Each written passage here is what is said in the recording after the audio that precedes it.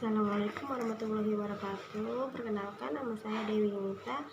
Saya dari jurusan PGSDBI dengan nomor absen 4, NIM 85706584. Di sini saya akan memaparkan RPP model 221.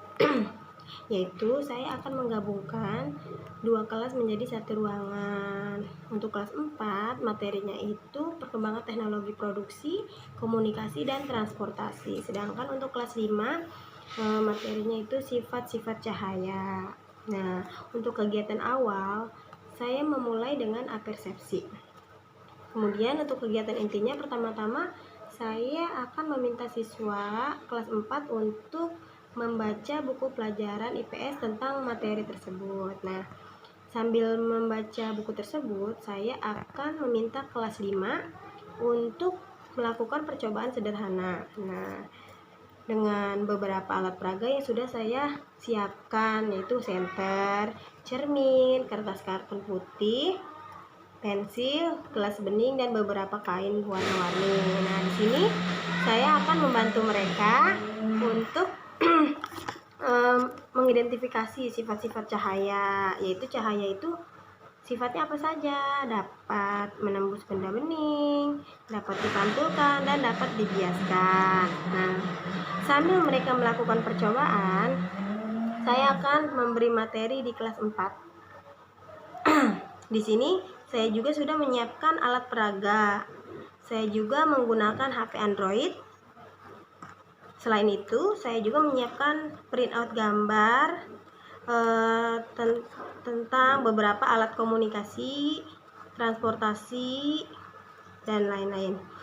Saya akan menunjukkan beberapa perkembangan teknologi kepada mereka. Nah, selanjutnya saya akan meminta mereka menyebutkan satu persatu perkembangan teknologi di sekitar mereka. Nah, setelah mereka selesai menyebutkan, saya akan meminta mereka melakukan pengerjaan tugas kelompok dari soal yang sudah saya siapkan sebelumnya.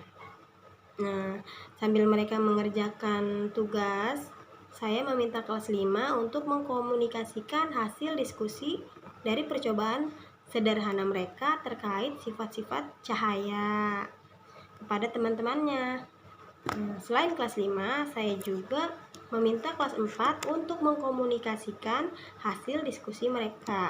Nah, setelah semuanya selesai mengkomunikasikan hasil diskusi mereka, saya akan menyimpulkan hasil pembelajaran yang sudah mereka diskusikan. Setelah itu, di kegiatan akhir, saya akan memberikan lembar kerja siswa yang sudah saya siapkan untuk mereka kerjakan secara mandiri ya.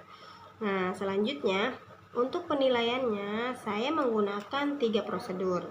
Pertama, tahap awal, di mana saya melihat apersepsi yang sudah saya berikan tadi. Kemudian yang kedua adalah tahap proses. Tahap proses itu di mana sikap mereka atau perbuatan mereka pada saat proses pembelajaran berlangsung. Nah, dan yang ketiga itu tahap akhir ya, yaitu saya memberikan lembar kerja dan hasilnya akan menjadi penilaian tersendiri. Nah, mungkin hanya itu pemaparan dari saya.